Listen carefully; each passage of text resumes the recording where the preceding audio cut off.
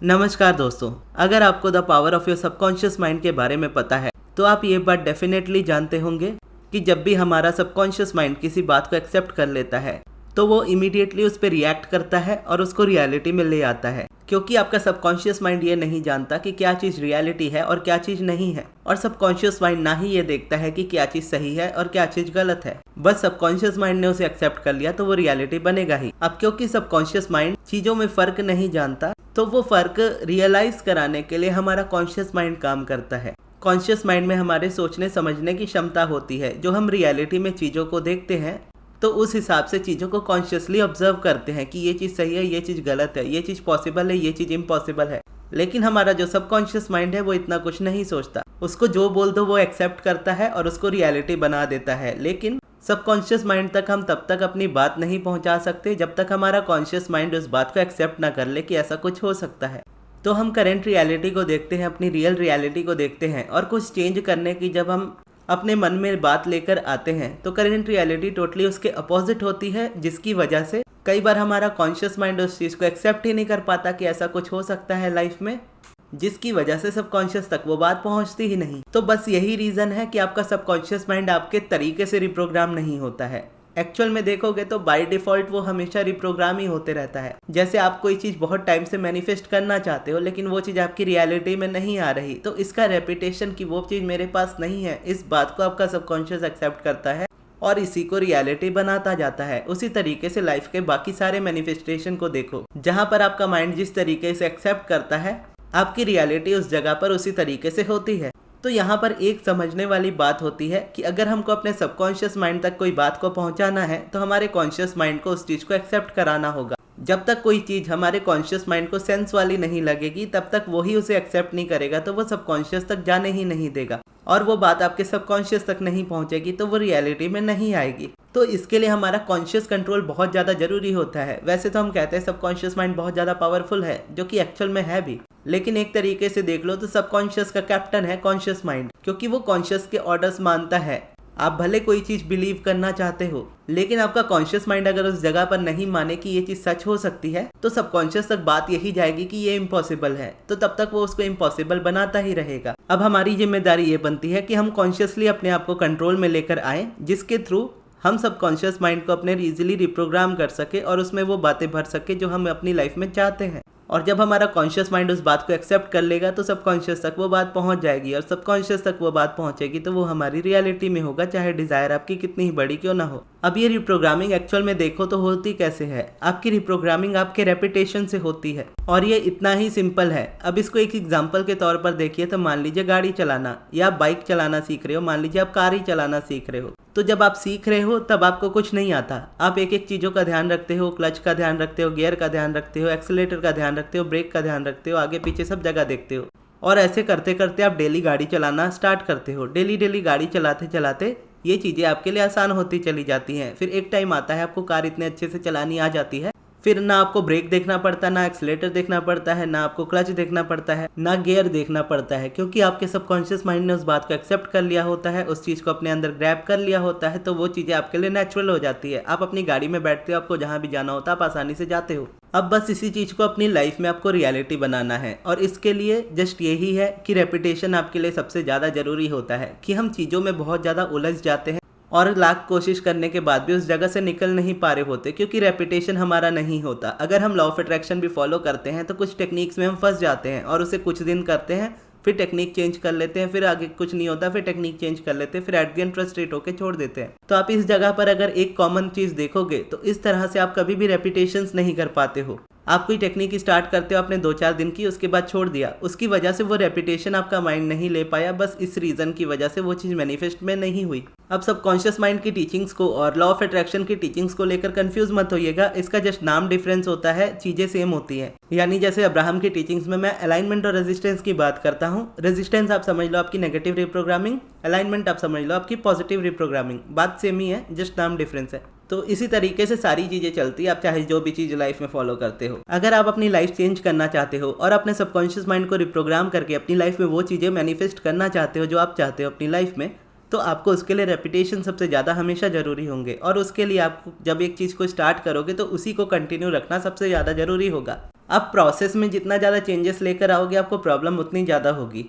और हम किसी भी चीज़ की जब हम स्टार्टिंग करते हैं तो वो चीज़ हमारे लिए टोटली न्यू होती है। तो जिस तरह से गाड़ी चलाना सीखते समय हमें स्टार्टिंग में बहुत प्रॉब्लम आती है, सेम उसी तरीके से हमारी प्रैक्टिस भी है। अब जैसे बहुत लोगों का मेरे से क्वेश्चन होता है कि मुझसे मेडिटेशन नहीं होता, आप चाहे जो बोलो मैं करने को रेडी हूँ, लेकिन मेडिटेशन नहीं होगा मुझसे, तो ऐसे में मैं क्या करूँ। ऐसे में मैं ये करता हूँ कि मैं उनको कोई रिप्लाई ही नहीं देता, क्योंकि मेरी टीचिंग्स की स्टार्टिंग ही मेडिटेशन से होती है। अगर आप मेडिटेशन करने को ही रेडी नहीं हो तो आप मुझसे क्वेश्चन भी नहीं पूछ सकते, क्योंकि मेरा आंसर मोस्टली हमेशा मेडिटेशन से स्टार्ट होगा। तो अपनी रिप्रोग्रामिंग करने के लिए भी आपको सबकॉन्शियस माइंड के लिए सबसे पहले मेडिटेशन ही स्टार्ट करना पड़ेगा, क्योंकि आपकी जो करंट रियलिटी बनी है और रेपिटेशन जो हो रहा है वो करंट रियलिटी पे ध्यान बार बार जाने की वजह से हो रहा है। और अगर करंट रियलिटी में आपकी कोई चीज़ पॉजिटिव नहीं है, सिर्फ और सिर्फ नेगेटिव दिख रहा है, तो आप उस जगह पर पॉजिटिव सोच भी नहीं सकते, क्योंकि वो नेचुरल है कि किसी भी पर्सन की लाइफ में अगर कोई चीज़ बुरी हो रही है तो वो अच्छा कैसे सोच सकता है। लेकिन ये भी सच है कि बुरा सोच सोच के वो उस जगह पे कुछ मैनिफेस्ट नहीं कर सकता सिवाय और बुराई के अपनी लाइफ में, तो उसको चेंज तो लाना ही होगा। तो ऐसे में भले वो पॉजिटिविटी नहीं क्रिएट कर पा रहा तो उसको नेगेटिविटी से ध्यान हटाना पड़ेगा, क्योंकि हर सब्जेक्ट के दो सब्जेक्ट, एक पॉजिटिव साइड एक नेगेटिव साइड, एक वांटेड साइड जो हम चाहते हैं और एक अनवांटेड साइड जो हम अपनी लाइफ में नहीं चाहते हैं। और इन्हीं दो सब्जेक्ट्स में हमारा माइंड एक टाइम पर एक सब्जेक्ट पर ही रहता है, या तो वो नेगेटिविटी में रहेगा या तो वो पॉजिटिविटी में रहेगा, दोनों में साथ में नहीं रहेगा, वन एट अ टाइम। तो ऐसे में अगर आप नेगेटिव में बहुत ज़्यादा रेपिटेशन ले रहे हो अपनी लाइफ में नेचुरली, तो उस जगह पर या तो आप पॉजिटिव सोचते हो और एक पॉजिटिव रेपिटेशन स्टार्ट करते हो, तो आप नेगेटिविटी को रिलीज़ कर लेते हो। लेकिन कई बार लाइफ में सिचुएशन ऐसी होती है जहाँ पे आप पॉजिटिव नहीं सोच पाते, तो ऐसे टाइम पे मेडिटेशन आपकी हेल्प करता है, क्योंकि जब आप मेडिटेशन करते हो तो आप अपने थॉट्स को रिलीज़ करते हो। आप मेडिटेशन करते समय पॉजिटिव नेगेटिव दोनों तरह के थॉट्स से ध्यान हटाते हो, यानी सिर्फ और सिर्फ अपने थॉट्स से ध्यान हटाते हो, अपने मन को शांत करते हो और ब्रीदिंग पे फोकस करते हो। जब आपका फोकस आपकी ब्रीदिंग पे रहता है तो उस जगह पे कोई नेगेटिविटी नहीं रहती है, क्योंकि आपके थॉट्स नेगेटिविटी को क्रिएट कर रहे हैं, आपने उससे हटा करके अपना ध्यान अपनी ब्रीदिंग पे रख लिया। अब ब्रीदिंग में कोई नेगेटिविटी नहीं है, और क्योंकि हर सब्जेक्ट के दो सब्जेक्ट, एक पॉजिटिव एक नेगेटिव, तो नेगेटिव से आपका ध्यान हटा ब्रीदिंग पे जाने की वजह से, तो वहाँ नेगेटिविटी नहीं है, तो इसका मतलब है कि नेचुरली उस जगह पे पॉजिटिविटी है। अब बात यहाँ पर यही आती है कि स्टार्टिंग में किसी से भी मेडिटेशन नहीं होता। इवन मैं भी स्टार्टिंग में 1 मिनट 2 मिनट बहुत मुश्किल से मेडिटेशन कर पाता था, लेकिन मुझे ये पता था कि मुझे रेपिटेशन करना है, यानी मुझे डेली करना है मेडिटेशन। बीच में एक आध दिन गैप होगा, कुछ दिन गैप होगा, चलेगा, लेकिन मुझे मेडिटेशन को लाइफ टाइम रखना है, क्योंकि मेरे अंदर जो नेगेटिविटी भरी थी उस वक्त मुझे उसको निकालना जरूरी था। उस नेगेटिविटी में मैं अच्छाई नहीं देख सकता था मेरी लाइफ में। सेम हर किसी की लाइफ में होता है कि कई बार नेगेटिविटी इतनी हावी हो जाती है कि आप उस जगह पे पॉजिटिविटी नहीं क्रिएट कर पाते, तो ऐसे टाइम पे नेगेटिविटी से ध्यान हटाना ही बेटर होता है, जिसमें मेडिटेशन आपको हेल्प करता है। और ये रेपिटेशन, यानी आप डेली जितना मेडिटेशन करते जाते हो आपकी लाइफ में उतना चेंजेस आपको दिखता जाता है, और चेंजेस आपको रेपिटेशन की वजह से दिखता है। लेकिन मोस्टली लोगों को प्रॉब्लम बस यही होती है कि वो कंटिन्यूअस रेपिटेशन नहीं कर पाते। 2-4 दिन मेडिटेशन करते हैं फिर छूट जाता है किसी भी रीज़न से। अब जब आप अपनी लाइफ में स्टार्ट नहीं कर पा रहे होते तो आपको कई बार प्रोफेशनल हेल्प की नीड हो जाती है। जब मैंने स्टार्ट करना था मेडिटेशन, उस वक्त तक मैं प्रिपेयर्ड नहीं था मेडिटेशन के लिए, क्योंकि मैं डिप्रेशन वाली फीलिंग में बहुत ज़्यादा था। तो उस वक्त मेरे लिए प्रोफेशनल हेल्प ये थी कि मैं साइकाइट्रिस्ट के पास यानी डॉक्टर के पास मैं गया, उनको अपनी प्रॉब्लम बताई, उन्होंने मेडिसिन दी और काउंसलिंग कुछ हुई। उस बीच में मैं अब्राहम की बुक को पढ़ रहा था, रेपिटेशन वहाँ पे हो रहा था, लेकिन मैं मेडिटेशन नहीं स्टार्ट किया था तभी तक। लेकिन उसके बाद मेडिसिन खाने के बाद कुछ दिनों के बाद मेरा माइंड शांत होने लगा। पहले मुझे नींद नहीं आती थी, तो नींद इजीली आने लगी, मैं सोने लगा, रेस्ट करने लगा, तो उससे क्या हुआ, मेरा माइंड प्रिपेयर होने लगा मेडिटेशन के लिए। फिर अराउंड 2 हफ्ते की मेडिसिन के बाद मैंने मेडिटेशन को स्टार्ट किया, और उसके बाद जब मेडिटेशन को कंटिन्यू स्टार्ट करना शुरू कर दिया तो उसके बाद से ना मुझे कभी डॉक्टर की ज़रूरत पड़ी, ना मुझे कभी मेडिसिन की ज़रूरत पड़ी। मैं उस टाइम पहली और आखिरी बार डिप्रेशन के लिए डॉक्टर के पास गया था, और उससे लेकर आज अपनी लाइफ को देखता हूँ तो 1.5-2 साल ऑलमोस्ट हो गए हैं उस चीज़ को। और अब मैं वो चीज़ें लोगों को सिखाता हूँ कि वो चीज़ आप कैसे अपनी लाइफ में अचीव कर सकते हो जो आप चाहते हो, क्योंकि ये चीज़ मैंने मेरी लाइफ में की है, तभी मैं आपको दे पाता हूँ। तो अगर आप भी ऐसी किसी प्रॉब्लम में फंसते हो तो एक प्रोफेशनल हेल्प जरूर लीजिए, चाहे वो डॉक्टर की हो चाहे वो टीचर की हो। और अगर आपको ये प्रॉब्लम आती है कि आप मेडिटेशन करना चाहते हो लेकिन कर नहीं पाते हो, तो आप मेरी क्लासेस को ज्वाइन कर सकते हो। मेरी क्लासेस 6 अप्रैल से स्टार्ट हो रही है, 21 डेज़ की वो क्लासेस होने वाली है, जिसमें मैं आपको डेली वो सिखाऊंगा जो मैं अपनी लाइफ में फॉलो करता हूँ। यानी मैं पॉजिटिव एस्पेक्ट्स, मेडिटेशन और पिवटिंग, ये 3 चीज़ें फॉलो करता हूँ। यही 3 चीज़ें अपनी क्लासेस में सिखाता हूँ। और क्लासेस ज्वाइन करने के लिए आप मेरी अनाउंसमेंट वाली वीडियो पहले देख लीजिएगा, जो मैंने कल अपलोड की थी, यानी इससे पहले अपलोड की थी। वो वीडियो देखकर फिर आप मेरे मैनेजर को कांटेक्ट करके आप उस क्लासेस में आ सकते हो। और उस वीडियो को जरूर देख लीजिएगा, क्योंकि उसमें क्लासेस की बाकी डिटेल्स है, ताकि आप अपने हिसाब से डिसाइड कर पाओ कि आपको क्लासेस में आना है या नहीं। तो यहाँ पर जैसे मेडिटेशन है, मेडिटेशन के बाद अब हमको ये ध्यान रखना होता है कि हमारी लाइफ में रेपिटेशन वर्क करता है। मेडिटेशन एक ऐसा प्रोसेस हो जाता है जो हम लॉन्ग टर्म तक कर सकते हैं बिना बोर हुए। स्टार्टिंग में तो चलो वो प्रोसेस ऐसा है, थोड़ा बोरिंग लगता है, लेकिन ये कुछ प्रोसेस ऐसे होते हैं जो हम लाइफ टाइम यूज़ कर सकते हैं। और हमको टेक्निक्स में जंप ना करके लॉन्ग टर्म प्रोसेसेस को देखना चाहिए, जिसमें हमारा माइंड रिपीट कर सके चीज़ों को, या पॉजिटिविटी क्रिएट कर सके तो रिपीटेशन के साथ क्रिएट कर सके। जैसे आप मेडिटेशन करते हो तो मेडिटेशन ऐसा प्रोसेस है जिसको लाइफ टाइम किया जा सकता है। ग्रैटिट्यूड है, ग्रैटिट्यूड ऐसा प्रोसेस है जिसको लाइफ टाइम किया जा सकता है। सेम उसी तरीके से पॉजिटिव एस्पेक्ट्स है कि एक सब्जेक्ट है, उसमें नेगेटिव भी है पॉजिटिव भी है। आप उसके नेगेटिव को छोड़कर उसके पॉजिटिव को देखना स्टार्ट कर रहे हो, और हम अपनी लाइफ के हर एस्पेक्ट में पॉजिटिविटी को देखना स्टार्ट करते हैं। तो ये प्रोसेस भी आप लाइफ टाइम कर सकते हो। लेकिन जहाँ होपोनोपोनो प्रेयर की बात आती है तो वो कुछ दिनों का प्रोसेस होता है, आप कुछ दिन तक उसका यूज़ कर सकते हो। और वैसे ही 555 टेक्निक है, आप 5 दिन तक उसको यूज़ करते हो, या ऐसे कई सारे टेक्निक्स है जिसको आप कुछ ही दिनों तक यूज़ करते हो। बस उसी रीज़न से उस जगह से मैनिफेस्टेशन नहीं निकलता। अगर आप अपनी लॉन्ग टर्म जर्नी में रेडी हो, यानी आप मेडिटेशन कंटिन्यू करते हो और लंबे समय तक करते हो, तो आपके लिए 555 टेक्निक भी इजीली वर्क करेगी। तो टेक्निक्स मोस्टली लोगों के लिए वर्क इसलिए नहीं करती क्योंकि मैनिफेस्टेशन को लेकर हम चीज़ों को कर रहे होते हैं, उसके पीछे अलाइनमेंट को नहीं समझते, या सिंपल शब्दों में बोलो तो रेपिटेशन को नहीं समझते। 5 दिन में आपका माइंड सबकॉन्शियसली ट्रेन नहीं होता, क्योंकि आपका माइंड एक पैटर्न में कितने सालों से सोचता हुआ आया है, तो कुछ टाइम उसको देना पड़ेगा रिलीज़ करने के लिए, जितना उसको लगेगा। वो भी पर्सन टू पर्सन वेरी करता है। ऐसा नहीं है कि आपको पूरी ज़िंदगी लग जाएगी अपने सबकॉन्शियस को ट्रेन करने में। 2 से 3 महीने मेरे हिसाब से मैं बोलता हूँ इनफ होते हैं। ऑलमोस्ट 21 डेज टू 1 मंथ में आपको रिजल्ट थोड़े बहुत दिखने लगते हैं अपनी लाइफ में, इमोशंस में। और लॉन्ग टर्म में आप जितना रिपीट करते जाते हो नई चीज़ों को, उतना ज़्यादा आपकी लाइफ में चेंजेस दिखते हैं।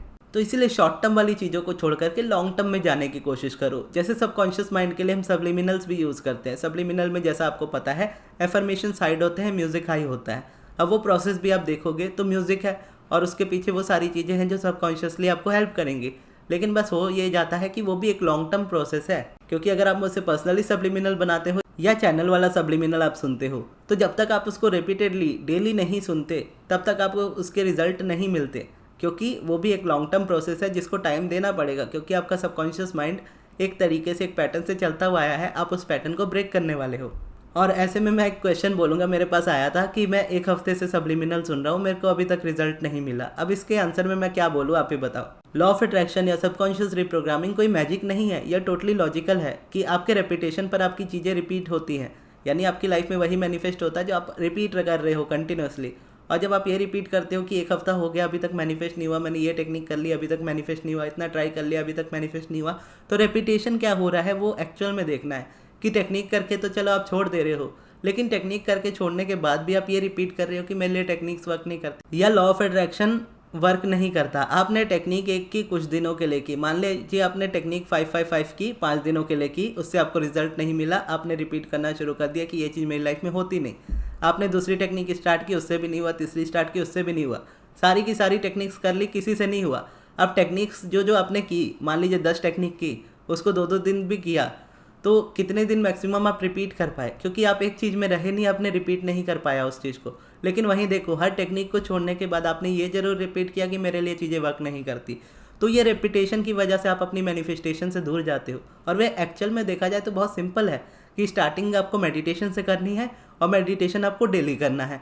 कभी कभार आपका गैप होगा चलेगा, लेकिन आपको कंटिन्यू करते जाना है जब तक आपकी लाइफ में वो चेंज ना आए। एक बार चेंज आ जाता है उसके बाद भी आपको उसको कंटिन्यू करना है, क्योंकि अलाइनमेंट एक जर्नी है, डेस्टिनेशन नहीं। यानी आप जितना इसकी प्रैक्टिस करते जाओगे, जितना रेपिटेशन करते जाओगे, आपको लाइफ में उतने चेंजेस हमेशा दिखते जाएंगे। चेंजेस में कभी रुकाव नहीं आएगा। थोड़ा बहुत बोलोगे तो अप डिप आता है, कॉन्ट्रास्ट जिसको बोलते हैं, या प्रॉब्लम्स जिसको हम कॉमन लैंग्वेज में बोलते हैं, तो थोड़ी बहुत प्रॉब्लम्स आती हैं, लेकिन वो प्रॉब्लम्स भी आपको बेटर बनाती है, क्योंकि आपकी डायरेक्शन सही होती है, आपको पता होता है आपको जाना कहाँ है। तो वो रेपिटेशन की वजह से मैनिफेस्टेशन होता है। तो इसके लिए आपको इस चीज़ को स्टार्ट करना चाहिए। स्टार्टिंग आपको मेडिटेशन से ही करनी है। और अगर आप मेडिटेशन करने के लिए रेडी हो और मुझसे पर्सनली आप सीखना चाहते हो, तो आप मेरी ये वाली वीडियो देख लीजिएगा जो आपके स्क्रीन के लेफ्ट साइड पे इस वक्त आ रही होगी। और फिर आप चाहो तो मेरी क्लासेस ज्वाइन कर सकते हो। और ये वीडियो आपको कैसी लगी कमेंट बॉक्स में ज़रूर बताइएगा, और इस वीडियो को यहाँ तक देखने के लिए बहुत बहुत धन्यवाद।